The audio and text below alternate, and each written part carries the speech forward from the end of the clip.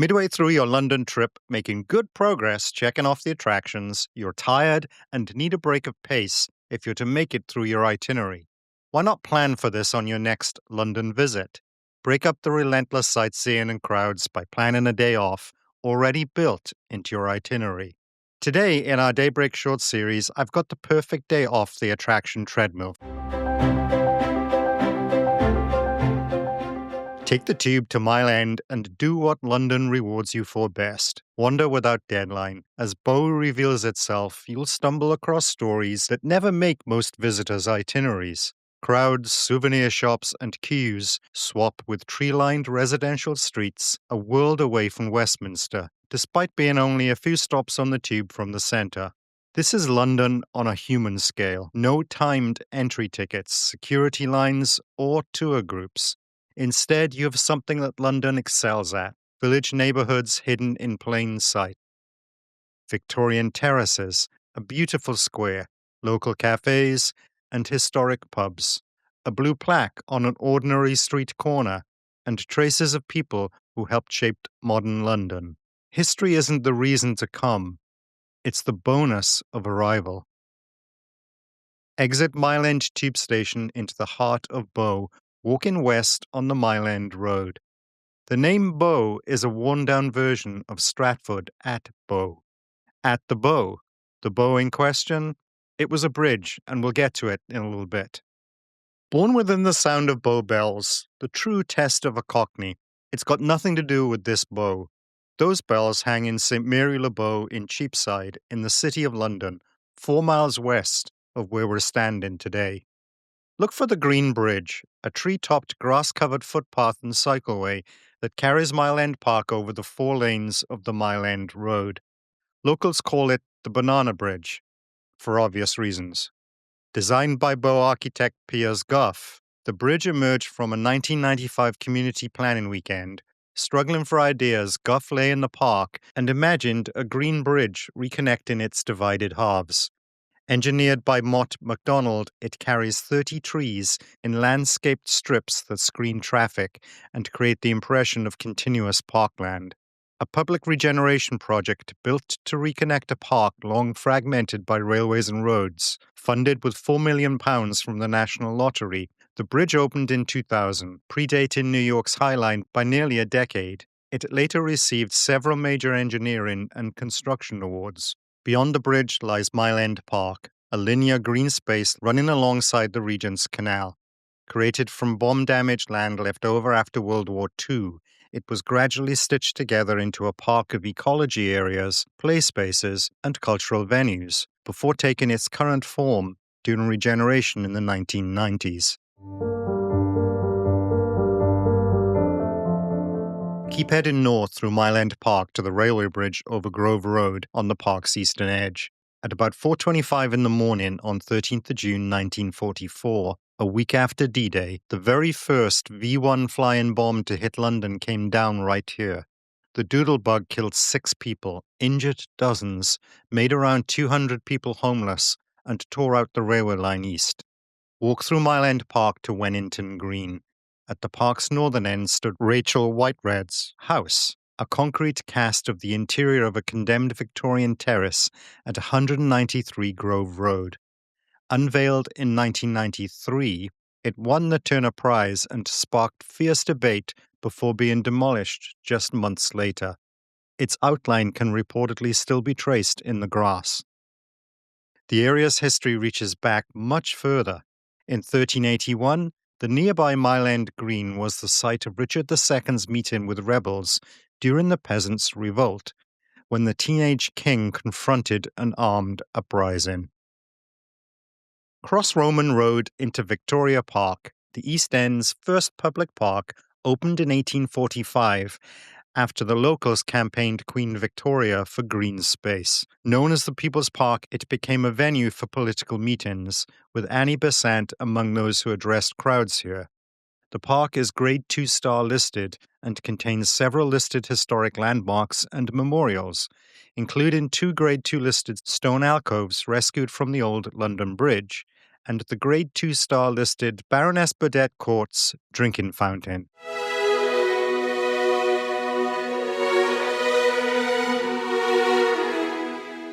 Head to the Lord Morpeth on Old Ford Road, an area closely linked to the suffrage movement. Opened in 1848, the pub is named after Viscount Morpeth, a Victorian politician. The current building dates from around 1860 and retains period features including its glazed tile exterior and a rare vitrolite panelled ceiling. In 1913, Sylvia Pankhurst founded the East London Federation of Suffragettes in Bow and its newspaper, The Dreadnought. She had arrived the previous year to support George Lansbury's campaign for women's suffrage. Lansbury remained a popular local figure, living for 23 years at 39 Bow Road, later leading the Labour Party and becoming known for his public service. Pankhurst got to work. A cost-price restaurant, a nursery, a cooperative toy factory for local women. Her headquarters and women's hall stood at 400 Old Ford Road, right beside the Morpeth, where she lived from 1914 to 1924. Look for the mural of Pankhurst painted on the side of the pub in 2018. Cut over to Bow Quarter, a Grade 2 listed complex now converted into apartments. The site was once the Bryant and May Match Factory, a landmark in British Labour history after an 1888 dispute highlighted poor working conditions, low pay, and workers' exposure to toxic white phosphorus. Around 1,400 workers joined the 1888 Matchgirls Strike, securing important improvements and helping to inspire the growth of Britain's trade union movement. While Annie Besant publicised their cause, the strike itself was organised and led by the match workers. A blue plaque sits at the site today. We'll head down to St. Leonard's Priory Park. In the 1740s, the Bow Porcelain Factory was located east by the River Lee over Bow Bridge. It became one of England's earliest porcelain manufacturers and played a pioneering role in the development of bone china. They called the site New Canton, built to resemble an East India Company warehouse from the Chinese port. Not much to see today other than modern industrial units. Continue south to St. Leonard Street into Bromley by Bow. Before the factories and terraces, Bow was a tiny medieval village by the bridge. Here stood St. Leonard's Priory, a Benedictine nunnery first recorded around 1122.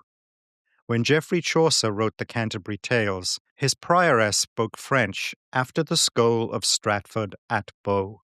Chaucer's dig that she'd learned her French, not in Paris, but from the nuns of the priory. St. Leonard's Priory was destroyed when Henry VIII dissolved the monasteries in 1536. Little of the medieval priory survives today. Following the dissolution, part of the church continued in use before being replaced by a Victorian church, itself destroyed during World War II. Visitors enter today through the Grade 2 listed Victorian Howe Memorial Gateway, a memorial to the Reverend George Augustus Mayo Howe. The park features landscape grounds, interpretation panels, and artworks marking the site's history. To the northeast stands the site of a bridge linked to Queen Matilda, wife of Henry I. Tradition says that after falling while crossing the river in around 1110, Queen Matilda ordered a bridge to be built to make the route safer. Loop around to Powys Road. In 1931, Mahatma Gandhi stayed at Kingsley Hall while attending the Round Table Conference on India's Future. Declining more prestigious accommodation, he chose to stay at the community settlement, living among the locals.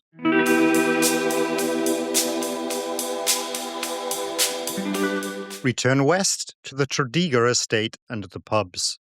First up, the Morgan Arms at 43 Morgan Street, E3 5AA. Read the local street signs like a decoder ring. Morgan Street, Cobham Road, Tredegar Square, and a pub called the Lord Tredegar. The area takes its name from the Morgan family, Lords Tredegar of Tredegar House near Newport in South Wales. They owned much of the land and oversaw its development during the 19th century. The Morgan Arms preserves that connection with landowner Charles Morgan. The present pub was built in 1891 to 1892, designed by noted pub architects Hammock and Lambert of Bishopsgate. It retains notable Victorian features, including decorative terracotta detailing and an impressive stained glass bar gantry. A former Watney's house, it briefly was named Playwrights before the Morgan Arms returned in 2001. Around the corner to the Lord Tredegar at 50 Lichfield Road, E3 5AL, a stately Grade 2 listed Victorian pub opened around 1860 with many original features intact. The name is simply estate branding. The Morgans stamp in Welsh names across their London holding. The Lord Tredegar takes its name from the Tredegar estate of the Morgan family. The pub sits 1 block north of Tredegar Square, with the Morgan Arms on Morgan Street, plus Tredegar Terrace, Rhondda Grove, and Aberavon Road close by. Go south into Tredegar Square. Here you'll see what the Morgan family money built. One of London's finest Georgian squares, grand stucco-fronted Grade 2 listed terraces around a private garden begun in 1827. You'd expect this in Bloomsbury, not sitting quietly here in E3. The square takes its name from Sir Charles Morgan, 2nd Baronet, and the family seat, Tredegar House. The wealth behind it traces to the Morgan family's 40,000 plus acres in Monmouthshire, Glamorgan, and Breconshire, and the Tredegar Iron Company, which leased Morgan land. From the square, it's barely 5 minutes back to Mile End Station, but don't rush it. End the loop the way a good London afternoon should end. A pint at one of the lovely pubs we've mentioned today. After an hour or two with no map and no deadlines, you'll have walked through 900 years of a neighbourhood that shaped Britain. From a Queen's Bridge and Chaucer's nuns to porcelain, matchwomen, suffragettes, Gandhi, and the first doodlebug.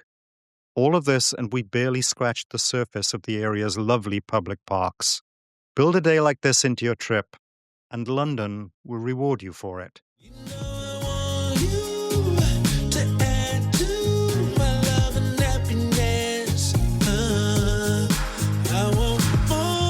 If you live, work, or travel in London, or if you own, manage, or work in a London pub, if you work as a London tour guide or at a London attraction, and you'd like to be a guest contributor to our main podcast, Publicity Your London Travel Toolkit, email me, Expat Andy at publicitythepodcast.com. Love our content? Love London and its pubs? The best thing you can do is share the love. Literally, share this episode with your network. Your share is the butterfly ripple effect across the globe for a small business in London.